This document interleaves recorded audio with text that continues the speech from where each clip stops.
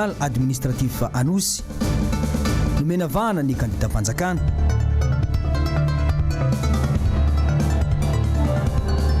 Gendarmeria pirenena tsy mbola ampy ny ezaka amin'ny fanatanterana ny asany.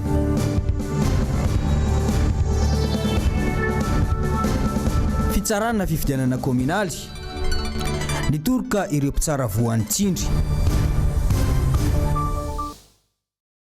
Folo Janoary, roapolo sy roa arivo, miraba tompoko lahy, miraba tompoko vavy. Tonga soa atao anatin'ny fampahalalam-baovao MBS indray ianao amin'ity farany herinandro ity ary dia saina hampanajana ihany koa.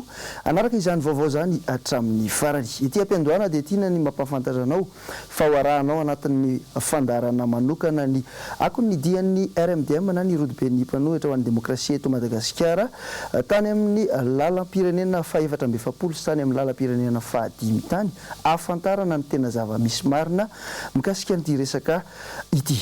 Fa etsika manomboka izao vaovao zao mikasika ny fifidianana izay nitanterahana tamin'ny 7 novambra lasa teo iny dia nanao fanambarana ny firaisakinan'ny mpitsara manoloana ny tsy fangaraharaha ny fikirakirana ny voka-pifidianana teny anivon'ny fitsarana miady amin'ny fanjakana. Teboka maromaro no nokian'ireo mpitsara tamin'izany ary nanaovany antsoavy teo anivon'ny Transparency International mba hijerena manokana no mba izany. Lorette Berton sy Andry Rakotomalala. Tsy nandeha araka ny fanajana ny fomba mpitsarana araka ny voatendry ny lalàna ny zava-nisy tetsy amin'ny fitsarana miady amin'ny fanjakana ny alarobia fahavalo ny volana janoary roapolo sy roa arivo lasa teo. Hoy ny votoaty ny ity fanambarana ity. Nisy ireo mpisolo vava izay nosakanana tamin'ny fanaovan'ny asa ireo mpitsara izay nanaovana tsindry ankolaka ny amin'ny didy izay ho avoakan'izy ireo aorian'ny fotoam-pitsarana. Nisy ny antery natao tamin'ireo mpitsara izay voatery tsy maintsy nanome ny heviny masom-bahoaka. Teo ihany koa ireo vavolombelona izay tsy nomena sehatra hiteny akory. Tsy nandeha araka tsy tao anatin'ny fangaraharana velively no nandesina ny kirakira ireo fitoriana sy fitarainana napetraky ny kandida antoko olom-pirenena tsotra teny anivon'ny tribunal administratif. Notsindriny ity fanambarana ity ihany koa ohatra fa tsy nomena fotoana malalaka ireo mpitsara handinika ny antota taratasy voarainy. Mangataka izy ireo ny ampitsarana ny faneriterena ataon'ny tompon'andraikitra ao amin'ny sekretera jeneraly ny ministeran'ny fitsarana sy ny avy amin'ny fiadidina ny republika ary manainga ireo mpitsara rehetra ho sahijoro amin'ny marina ka tsy hanaiko lembenana amin'ny raha-mataora. Nitodika manokana tany amin'ny Transparency International ity fanambarana nataon'ny firaisan-kina ny mpitsara ity ary nangataka ny avy eo anivon'io sehatra mpanara-maso iraisam-pirenena izy ireo mba hanao fanadihadiana manoloana izany. Voarainy avy eo anivon'ny Transparency International soma tsara ny fanambarana sy ny fitarainana nataon'ireo mpitsara ka nisy ny valiteny navoakan'izy ireo tamin'ny alalan'ny noty fanambarana. Fifidianana madio sy mangarahara areken'ny rehetra ny tokony hisy eto Madagasikara hoy ny Transparency International. Tsy ho tafatoetra nefa izany raha tsy hampanjakaina ny demokrasia tena izy ary amin'ny alalan'ny fitsarana mahaleo tena tsy voatsindry na voahodina izaniza no ahafahana manatanteraka izany. Meloy ny Transparency International araka izany ny endrika tsindry maro samihafa miatra ny mpitsara sasany eo anivon'ny fitsarana miady amin'ny fanjakana izay nikirakira iny voka-pifidianana kominaly iny ary takin'izy ireo ny andraisana fepetra araka ny lalàna amin'ireo karazana osika sy fandokandalana nisy eo tamin'ny fifidianana ben'ny tanàna sy mpanolontsaina araka ny fitoriana izay napetraka. Izay ihany koa no lalana ampanjakana ny tena demokrasia eto amin'ny firenena. Fa io marain'io ihany koa dia namoaka fanambarana ny teo anivon'ny ivotoerana safidy. Ny votoatin'izay fanambarana izay dia ny hoe voahitsakitsaka ny zon'ny ivotoerana fanaraha-maso ny fifidianana itozy. Io ny votoatin'ity fanambarana ity hoentiny Jessica Miray. Nametraka fitoriana teny anivon'ny tribunal misahana ny ady fanaovana amin'ny fanjakana ny ivotoerana safidy mpanara-maso ny fifidianana mahakasika ny tsy fanarahan-dalàna nisy tamin'ireny fifidianana kominaly farany teo ireny. Tsy nisy noraisiny tafantananarivo ny fitoriana. Antony, amin'ny mahafikambanana fanaraha-maso ny ivotoerana safidy dia tsy manana fahefana hametraka fitoriana ny anivon'ny fitsarana miady amin'ny fanjakana. Nolazaina fa voatokana ho an'ny mpanara-maso tsirairay ihany izany. Voahitsakisaka ho ity fanambarana safidy ity hatrany ny zon'ny ivotoerana. Fanitsakisahana ny soatoavin'ny tany-tandalàna izany. Fanampena mavatsotra izao ary finiavana hanososy ny fahadiovan'ny fifidianana. fanikana vilana ny lalam-pifidianana izao ataony tafy izao. Ampiakatra ny raharaha eo anivo ny filakevim-panjakana araka izany ny safidy. Hitory ireo tsy fanarahan-dalàna hita nandritra ny fizotra ny fifidianana manontolo. Miantso ny mpisehatra rehetra eto amin'ny firenena ihany koa araka izany ny safidy mba hampisahatra tsindry atao amin'ny mpitsara eo anivo ny filakevim-panjakana. Araka ny vaovao retsika tokoa dia navoaka ny fitsarana misahana ny ady amin'ny fanjakana androany tokoa ny voka-pifidianana ofisialy na amin'ny fifidianana ben'ny tanàna izay nitotsaina ny 17 novambra lasa teo iny. Noterena nomena toerana ireo kandida avy amin'ny fanjakana arak'izay fantatritsika sy andraisana fitarainana avy any amin'ireo faritra nanaovana fifidianana eran'ny Madagasikara. Andeha ratsika ny andinindininy izay. Niavaka ity fotoam-pitsarana androany ity izay vao nisy an'izany famoahana vokatra ofisialy amin'ny fifidianana izany no tsy nisy ny fanononana ny isanjato azon'ireo kandida mpifaninana. Tsy nampahafantarina mazava ihany koa ny isan'ireo birao fandatsaham-bato nofoanana sy ny antony nanafoanana ny fifidianana tao. Nitsakitsahana ny zon'ny ireo mpanara-maso ny fifidianana toy ny safidy raha nametraka fitoriana momba ny lesoka rehetra nandritra iny fifidianana iny. Raha ny mangarara aloha dia tsy nisy nandritra ity famoahana ny vokatra ofisialy ity. Ny arahana nahita fa niaiky ireo mpitsara mikirakira ny olan'ny fifidianana fa tsy nanaraka fepetra araka ny tokony ho izy ny fitsarana ireo fitoriana napetraky ny kandida sy ny fangatana ny fampitahana ireo lisitra.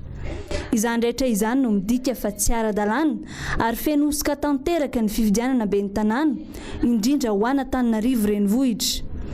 Tamin'ny alalan'ny osika no nametrahana ireo kandida mpanjakana ho eo amin'ny toerana mahaben'ny tanàna fa tsy tamin'ny alalan'ny safidim-bahoaka. Mampana araka izany hoe anao ahoana ny mety ho avin'ireo ben'ny tanàna tsy mamim-bahoaka fa noterena petraka eo amin'ny fitantanana ireo. Ianao koa izay anao ben'ny tanàna eo mba mieritreritra ihany hoe aty dia tena voafidy tamin'ny zavatra tsy marina. Mba mieritreritra ihany sao dia tokony averina ihany ary izy ty.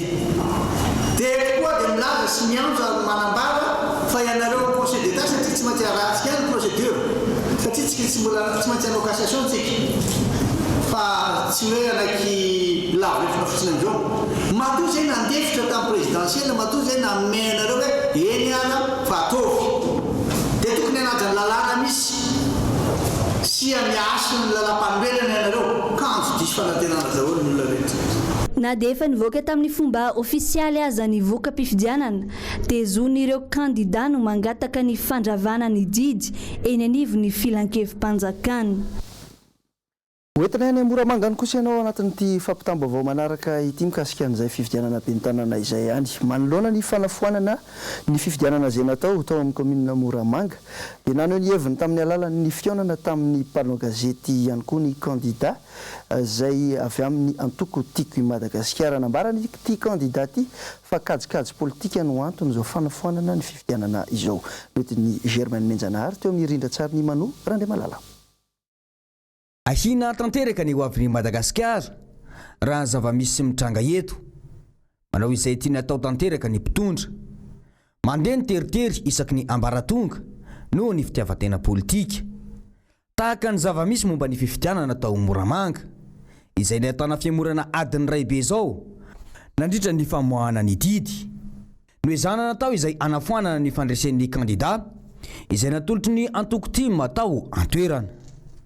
Raha nojerevana ny rehetra teny amin'ny fifidianana dia mifanohitra tanteraka amin'ny lalàna navoaka iny ny zava-misy teny amin'ny terrain satria nijerevana ny PV rehetrarehetra mikasika ny fifidianana tamin'ny fifidianana tao amin'ny commune urbaine fa tsy nisy mihitsy ny remarque na ray arany na réserve na ray ara tamin'ny PV rehetrarehetra tamin'ny pro-pifidianana tamin'iny fifidianana iny. Jerevana ihany koa ny teny navoaka ny CENI rehefa namoaka ny fifidianana tamin'ny fifidianana Vonjimaika ny CENI dia nilaza ary zareo tamin'ireny tany Atamatavy ny tenanay tamin'io fa nizotra tamin'ny atsakany sy andava ny fifidianana nandritra n'iny fotoam-pifidianana iny tao amin'ny commune urbaine Moramanga. Ary rehefa nijerena ihany koa tany amin'ny tribunal administratif dia ireo kandida anankisivy na olon-tsotra ihany koa dia tsy nisy nametraka fitoriana na iray aza tamin'ny fizotran'ny fifidianana tamin'iny fifidianana tamin'ny commune urbaine Moramanga iny. Efa eo an-dalana ihany koa zay maka ny rapport ny observateur rehetrarehetra tany izay raha ny firesahanay mbola ny telefona ilay izy aloha fa tsy nisy mihitsy ny incident na ny anomalie nandritra n'iny fotoam-pifidianana iny ho an'ireo observateur nandalo rehetrarehetra teo. Zava-dehibe ny fahamarinana na eo aza ny didy izay navoaky ny fitsarana dia misy kosa ny fepetra raisina manoloana iny didiny.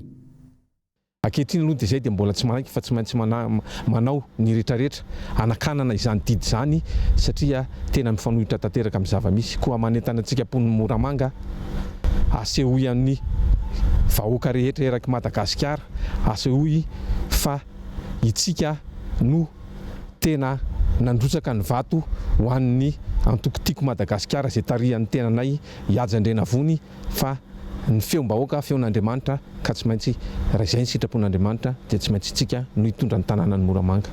Manoloana ny tsy fahamarinana miseho eto amin'ny firenena io dia nanamafy ny kandida ny mba hijoroany ny vahoaka ny Moramanga rehetra miantso firaisan-kina ny tenany satria fanaovana tsinontsina ny safidim-bahoaka no zava-misy ankehitriny. Nandeha fisaorana ho an'ny vahoaka ny Moramanga ihany koa ny tenany ny amin'ny fametrahana fitokisana nandritra iny fifidianana iny. Ny zavatra hita tokoa amin'izao fotoana izao dia tena miamitombo ireo kandida tonga manao fanambarana an-gazety amin'izao fotoana izao. Mitaraina ny amin'ny tsy fahatomombarana ny fifidianana be ny tanàna sy mpanolotsaina izay nitsotsosaina farany teo iny.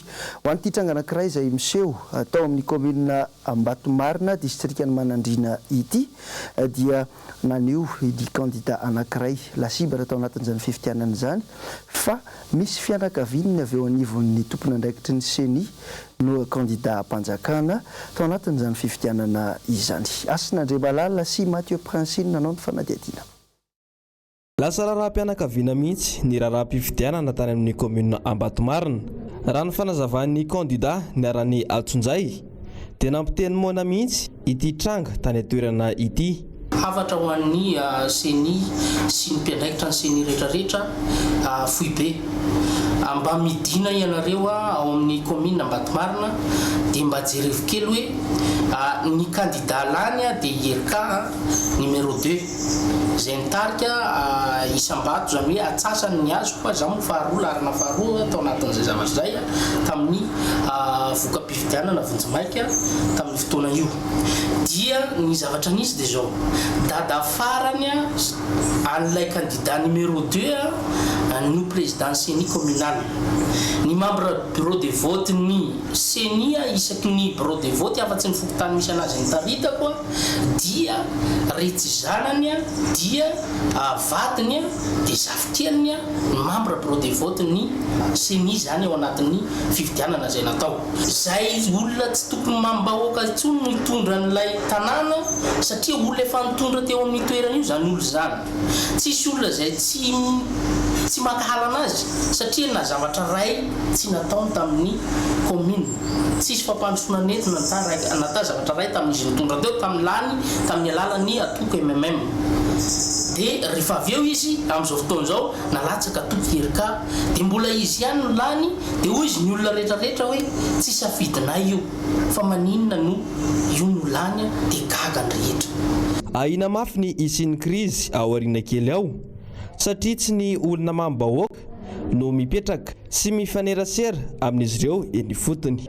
Ho avy indray ny krizy mahatsiravina izay tsy takatry ny saintsika satria nahoana ny olona amin'izay no andeha hoe tsy olona napetraka kosa io tonga eo tsy tianay io fa maninona mbola forsena io ihany no atao eo zay ny zavatra misy ka noho izany re tompo oka mba samy isaitsaina antsika rehetrarehetra izaho tompo efa mivaly ny an'ny tribunal administratif efa tsy haiko na mivaly koa ny any ambanivohitra na tsy mbola mivaly fa ny anahy tsy manenjika nizan'izy fa maha kandida anahy ny tenenako amin'ny maha hoe kandida anahy niara-ny halatra niara-ny kolikoly niara-ny hosoka isan-karazany. Mbola vaovao mifandraika amin'ny fifidianana be ny tanàna sy mpanolotsaina teo ihany fa any amin'ny faritra Atsimo nosiny kosa indray dia niona tamin'ny mpanao gazety teny Akorondrano teny androany nisy olom-bavam-bahoaka ny Tsiombe nilaza ny zava-nisy tany atoerana nandritra ny fifidianana iny. Ravira Zafy Maherina sy Mathieu Prancine. fahagagana no nisy tao Tsiombe elany elam-bato 10 isabe izao no nandresen'ny kandida tsy miankin'iray ny kandida ny fanjakana raha namoaka ny valim-pifidianana nefa ny fitsarana androany no foanana ny fitsarana atao an-tampitanana ny Tsiombe. Eo zany mahagaga hoe fifidianana tsisy korontana miany aminay tsisy tabataba ny PV voasonian'ny délégué de vote isan-karazany tsisy remarque tsisy anomalia fa maty ny bureau de vote tsy vitany tsy afapo amin'ny mahafaty ny bureau de vote fa mbola annulé ny fifidianana. Eo zany migaganay hoe fangay izy ty ho forcena tsy maintsy olanina le olona zay tsy timbahoaka nefa zany be ny tanàna zany ane manakaiky vahoaka mba manana ny safidiny le vahoaka fa tsy tokony forcena ohatran'izao na izy tsy asiana fifidianana mihitsy tendrena fotsiny izy de vita fa sady mandany vola le olona mandany fotoana no sady ohatrany hoe latsaina zany. Malahelo ny vahoaka ny Tsiombe tsy afenina zany malahelo ny vahoaka ny Tsiombe satria karazana hoe ataoko hoe déçu zany déçu mihitsy amin'ny zava-misy. Ny famadika tanteraka ny zava-nisy hoe ny olona lany atao tsy lany ny zavatra nangatahanay mba hoe tokony jerena akaky mahakasika ny zaza tsy ampitaona zay mifidina tsy nijerena akory dikan'izay loza manambana zany ho an'ny Madagasikara ary raha itsika hiady amin'izany atao hoe kolokolo betsaka ny zavatra henonay fa raha zavatra tsy azoko ampelantanana eto no pirofo rehetra tsy afaka miteny fa betsaka ny zavatra henonay ka raha hoe hiady amin'ny kolokolo tsika ka zao foana zavatra misy dia za miteny aminareo tsy handrosotsika fa ihemitra eto io tsisy ady ao tsy nisy famalina tsy nisy PV ara-dalàna daholo tsisy ninina fa dia hoe torina fotsiny amin'izao dia hoe tsy maintsy ny RD no lany ao ka rehefa mivonona bureau de vote 10 mbola tsy lany ny RD dia tsy maintsy averina ny fifidianana. Ity vaovao tena amintsika manaraka ity kosa dia vaovao avy amin'ny fiadidinan'ny gendarmerie pirenena nanao tatitra ny asa vitany tamin'ny taondasa indy ny eo anivon'ny gendarmerie pirenena androany tsapa hoy ny avy eo anivon'ity sampana ity fa mbola tsy ampy ny ezaka fanatsarana ny fomba fiasa satria mbola hita hatrany fa misy ireo ainana foy oety ny asin'andray malala eo amin'ny ridratsara ny Mathieu Prince hatrany. Folo andro zay lasa tamin'ity taona 24 ity saingy olona 5 sahady no namony ainy no ny etraketraka ny seho tamin'ny endriny samihafa nataon'ny sasany tao anatin'ny gendarmerie pirenena ary misy 9 ireo gendarmaty tamin'ny taona 2024 iny. Tamin'ity voalohany taona ity ngamba samina eo isika izavananjo izataravan'ny pirenena natratra 10 ireo olona maty zay no ny etraketraka ny olona tato amintsika tato amin'ny gendarmerie pirenena. Eto zany dia mbola maneho ihany miala elo miaraka amin'ireo olona zay miaran'izany kanefa moa dia izay ilay fiainana ary indraindray tsy zavatra rehetra kory dia mivofey daholy fa misy zavatra mitranga zay tsy eritreretinao mihitsy kanefa dia mitranga. Nisy feo tonga tatepototsofoko hoe sao dia rehefa raha tany toerakafa tany amin'ny firenena hafa dia efa nametraka fialana ny commande gendarmerie pirenena. Ny azo konsaina mkambo natao misy zay tokavanisa teny sofo dia izao no teniko tsy firena maramila izany fialana andraikitra izany izaho dia manaika izaho no tompona andraikitra ato commande ny fibaikona ny gendarmerie pirenena raha misy ny mitranga tahaka izany tsy miala andraikitra aho fa tompona andraikitra tahaka ny teneny zolokany aloha hoe tsy miamboadidy amin'izany tsy fanao ny manisany maty kanefa dia mampalahelo fa mbola nahatratra valo be izao no lavo tatonivony gendarmerie pirenena nandritry ny taona 2024 raha 3 izany tamin'ny taona 2020 efa nisy ihany ny fiatsarana fa ny aina moa sary vidy zay ka na 8 latsaka eo na 4 latsaka eo dia misy foana zany ny alahelo mahakasika an'izay ka dia tsara ihany anambarana antsika an'izay rehetrarehetra izay. Nahatratra 700 kosa ireo olona maty no ny lozam-pifamoivoizana tamin'ny taondasa izay tena mbola mila ezaka be ny fanentanana ny rehetra isorohana izany ho hiatrany ny fanazavany avy eo anivon'ny zandarmaria-pirenena. Eo amin'ny lafim-baovao ara-tsosialy mifandraika amin'ny zava-misy ankehitriny sy ny tsy fitezana eto amin'ny firenena amin'izao fotoana izao ihany koa dia nanao antso avy ho an'ny vahoaka malagasy tsy akanavaka ihany koa ny aveny Ambotrimanjaka omaly teny Belera tety. Ravrazafy mahenina sy Mathieu Princy no nanao ny fanadihadiana. Lazany olona sasansasany fa tsy misy fampandrosoana eny Ambotrimanjaka. Misy ihany koa ny mivoha fa tsy misy taratasy mazava ny akamaroan'ireo tanimbary eny an-toerana. Dia manao antso avy amin'ny malagasy fitandrasana tsy mifidy antoko-pinoana, tsy mifidy fiaviana, tsy mifidy antoko politika, tsy mifidy ninina fa izay malagasy mahatsiaro tena fa gasy ka anjakan'izany hoe tsy fahalalana izany mahatsiaro tena koa hoe misy fitandrasana tandodomdosa satria nahoana ilay vohatra navelan-drazana ho anao, ilay fivelomana tsy misy manohitolina anao, ilay anybalovan-drazana navela ho anao, ilay tany-drazana ilevenanao mihitsy no katsahan'ny sasany ho amidy amin'ny vahiny, ho amidy amin'ny vahiny satria ny antony be dia be mantsy no milaza fa hoe fanjakana no mandray an-tanana amin'izy io. Tsy marina zany, izay dia nandefasana fampilazana hoe efa misy titre io tanimbary io magaganay satria raha tena marina ny tanimbary tsy misy titre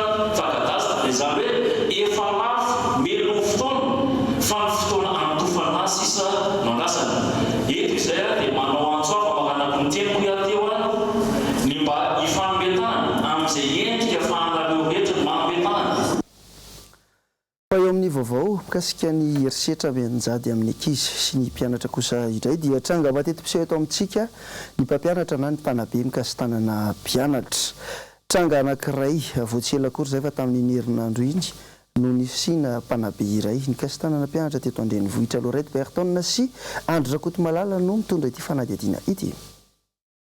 Tamin'ny talata 7 ny volana Janoary lasa teo, zazavavy kely iray 3 taona no nianatra tamina sekoly tsy miankina iray teto Andrenivohitra no notsongoin'ny mpampianany.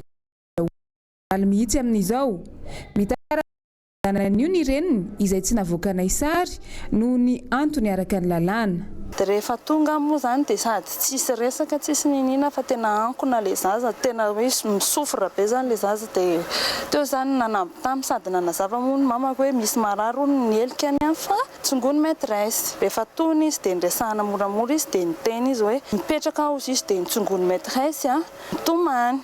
Dia ina nataony maîtresse anao avy eo tsy niteny izy sady tsy nijery tsy nirarahana, tsy maintsy nandeha nakany am-pianarana zay ray aman-dreny nandeha nanontany ny zavatra misy nanontaniana ny direction zany dia hoe ny zaza tsy maintsy beazina. Rehefa tonga ny mpampianatra dia nanaiky izy hoe ye nitsongoko le zaza satria nanao devoir zahay nanoratra AS2 dia izy rendremana dia tsy nahavita mihitsy nefa ny namany hafa efa nahavita daholo dia choqué be akony tamin'izay dia voatena tsy maintsy nanongo anazy fa tsy naposiko hoe ohatran'izao.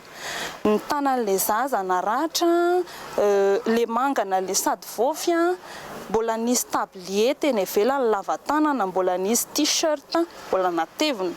Dia nefa ny tena sady naratra ny vofy ny tanan'le zaza. Raha ny lalàna velona eto amintsika ny fikasihan-tanana ny mpianatra any an-tsekoly ary misy karazana fepetra sy sazy miatra amin'ny mpianatra sy ny sekoly ahitana izany tranga izany. Tsindriana tsara fa misy ny loi numéro 2007-023 tamin'ny 20 août 2007 sur les droits et la protection des enfants ny manefy an'izay zavatra izay. Ny tsindriana tsara ao anatin'izay ao amin'ny article 67 na ahoana ny endriny na ara-tsaina na ara-batana ny herisetra dia voararany lalàna.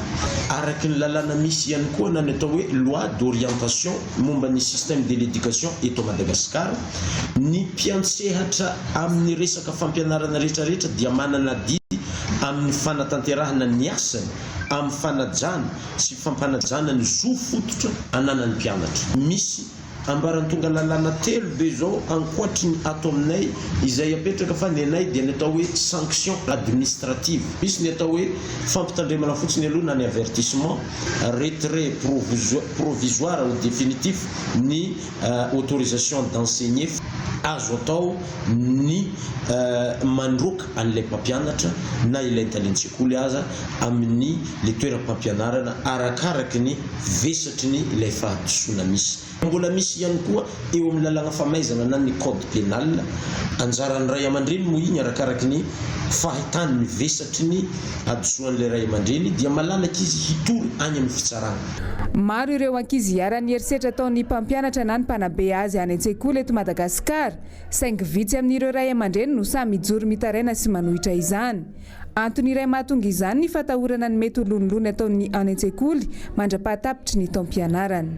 Momba ilay zazavavy kely kosa, manaraka fitsaboana sy fanaraha-maso ara-tsainy izy mba hamerenana indray azy any an-tsekoly ka hialany ny tahotra ao aminy. Ny avy amin'ny UNICEF no isan'ny nandray an-tanana sy nanome tantsorika ireo ray aman-dreniny. Mbola eo amin'izay resaka herisetra any an-tsekoly izay ihany dia nahiditra ponja ireo mpianatra 4 tamin'ireo 5 niakatra fampanohavana tamin'ny Tomasina Omaly toy n'ilay raharaha nafatesana tovolahy kely 13 taona ihany izy ity. Jessica Miray no mitondra ny fanadihadiana. Ny alarobia 9 janoary lasa teo tovolahy 13 taona no namony ainy vokatry ny ady nisy teo aminy sy ny mpiara-mianatra aminy. Mpianatra kilasy fahenina ao amin'ny CEG Ratsimilao. Sangisangy no ny andohany ady, ny fanafina satroka tamin'ny ora ny fakandrivotra. Tesitra ny iray, vokatry izany, ka noenjeny tamin'ny taoko fafa ary novelesiny ny 3 rehefa tratrany. Tsy namaly ny ankilany. Nidaboka tamin'ny tany ilay tovolahy kely, avy hatrany dia nitsoaka ilay namono azy. Noentina tany amin'ny hopitaly ilay tovolahy avy eo. Nampanatsoana tany an-tranony avy eo ny ray aman-dreniny, ka avy hatrany dia namonjy tany amin'ny hopitaly. Efa tsy nisy anintsony any filaizanany. 10 araka izany no niakatra fampanohavana tao Tomasina mahakasika ity raharaha ity Omaly. Nahiditra amponja vonjy maika ao ambalatavoangy ny 4 tamin'izy ireo. Raha toka nahazo fahafahana vonjy maika ny iray, izay zandriny indrindra 13 taona. Manao antsoava amin'ny tompona andraikitra ny reny ilay namony ainy, satria salama tsara ny zanany niala tao an-trano, saingy fatiny novantaniny tany amin'ny hopitaly. Feno 14 taona ny volana martsa izao, ity tovolahy kely nisy namono ity.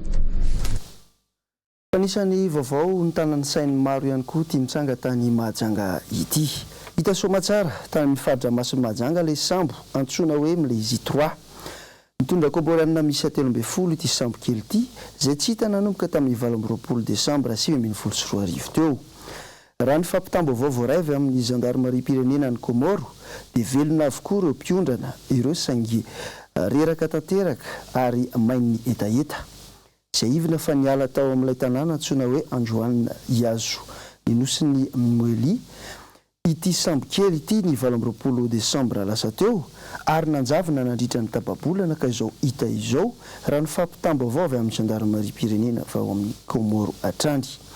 Efa empelantanany manam-pahefana ny antoerana moa ity fiahina azy ireo ary mbola andrasana kosa ny valiny fanadihadiana afantarana ny tena nisy marina momba ity raharaha ity. Fa etsika mamaraparana izao vaovao izao dia mitaraina tanteraka ireo tantsaha manodidina sy manoloana ny fidinan'ny vidibokatra toy ny lavanilina amin'izao fotoana izao.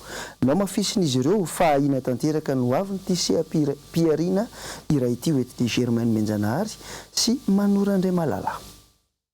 Ho aizy Madagasikara, arina ny tena tanjon'ny mpitondra amin'ity firenena ity.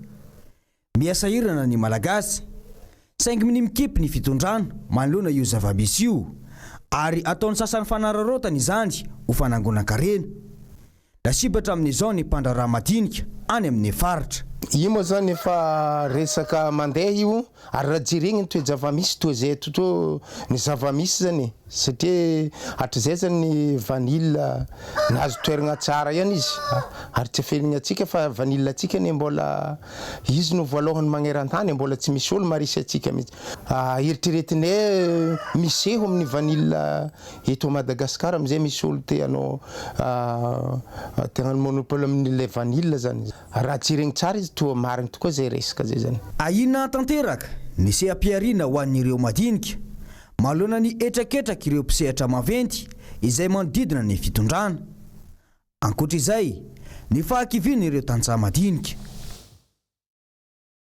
tapitra ny vaovao tamin'ity alina ity ankasitrahana ny safidinao tompoko lasy tompoko vavy miara-dalana hatramin'ny amin'ny MBS araka ny fanambara tany am-piandohana dia izy ty fandarana manokana aoriana n'izao fotoana irahantsika eto izao anarahana ny akony dian'ny RFDM na ny rodobe ny mpanoatra ho an'ny demokrasia eto Madagasikara tany amin'ny lalam-pirenena fahadimy sy faefatra amby efapolo tany ahitantsika sy afantarana ny zava-misy. Selimbo vaovao ny mpandrosoana ny tenako mametraka amin'ny manara-pitafa ho amin'ny manaraka indray. Veloko tompoko.